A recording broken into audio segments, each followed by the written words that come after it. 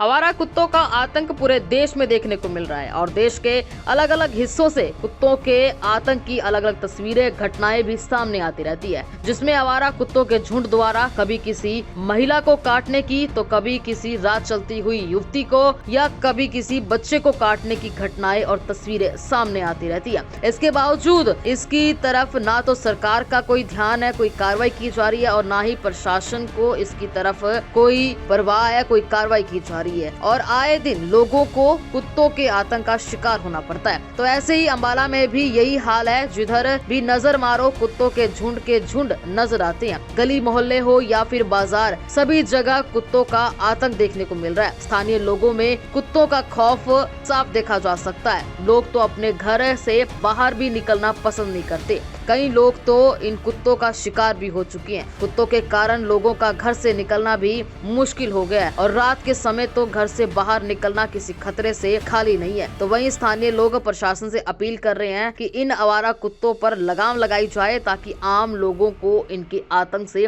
राहत मिल सके। मैं रिटायर्ड फौजी RK राणा अम्बाला से बोल रहा हूँ और ये आवारा कुत्तों के बारे में तो प्रशासन से अनुरोध है कि इन पर ध्यान दिया जाए, क्योंकि आजकल हर गली में झुंड के झुंड नज़र आ रहे हैं और डॉग बाइट के केस भी डे बाय डे बढ़ रहे हैं। और बीच बीच में हम वीडियो देखते हैं कि आवारा कुत्तों ने छोटे बच्चे को पकड़ लिया और उसको नोच नोच करके खा रहे हैं। तो ये एक पेरेंट्स के लिए बड़ा चिंता का विषय है। जो छोटे बच्चे को बाहर खेलने के लिए भी निकलना बड़ा मुश्किल हो गया है। अगर निकलते भी हैं तो पेरेंट्स उसकी देखभाल के लिए खड़े होते हैं कि कोई आवारा कुत्ता न झपट पड़े।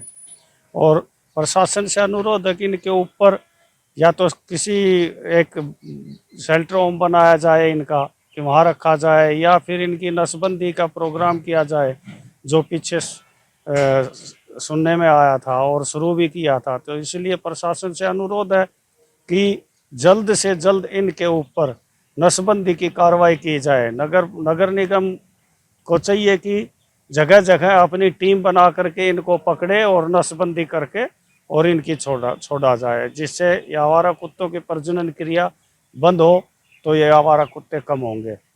मेरा नाम अशोक कुमार है। मैं अजीत नगर अम्बाला कैंट में रहता हूँ। हमारी गली में भी जिधर निकलते हैं कुत्ते कुत्ते दिखते हैं, भागते हुए काटने को पड़ते हैं। बाइकों के पीछे किसी चीज पैदल जाने वाले को भी पड़ जाते हैं। वो इसका कोई हल निकाला जाए जिससे कि आम आदमी आराम से निकल सके, सैर कर सके, इनकी नसबंदी कराई जाए। ये जो गली मोहल्लों के अंदर कुत्तों की भरमार होती जा रही दिन पे दिन, इसके ऊपर नगर पालिका से दरख्वास्त है कि इनके ऊपर कोई कार्रवाई की जाए। आती जाती गाड़ियों पर सवेरे रात को तो निकलना बिल्कुल मुश्किल है। रात को तो आप निकल ही नहीं सकते हो अपने घर से। मेरे साथ भी 2 बारी हादसे हो चुके हैं। एक बारी तो बाइक लेके गिर चुका हूँ, दूसरी बारी पैर में काट गया मेरे। दवाई 100 रुपये पर टीका है तो वो वैसे ही जाते ही ले लेते हैं सिविल हॉस्पिटल के अंदर भी, और हम आपको पता कितना लगाते हैं। हाँ बिल्कुल, यही हो सकता है इनके पकड़ा जाए।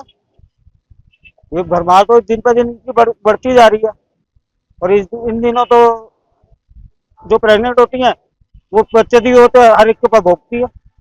और वहीं जब इस बारे में नगर परिषद के सेक्रेटरी राजेश कुमार से बातचीत की तो उनका क्या कुछ कहना, आइए जरा वो भी सुनते हैं। Rajesh Kumar, secretary municipal council Ambala सदर। नगर परिषद द्वारा डॉग्स की स्टरलाइजेशन के रिगार्डिंग टेंडर लिया गया था, जिसमें कोई भी फर्स्ट मतलब वगैरह नहीं आई, तो उसको दोबारा से उस टेंडर को मतलब लगाया गया है। जैसे ही वो उसका मतलब जो बिड वगैरह टेंडर जैसे मतलब आपका प्रक्रिया पूरी होगी तो जो भी फर्म्स वगैरह आएगी उसको जो भी एनवायरमेंट को देख के तो उसको टेंडर अलॉट कर दिया जाएगा, जिससे कि मतलब ये जो हमारा ये जो डॉग है उनसे निजात हो।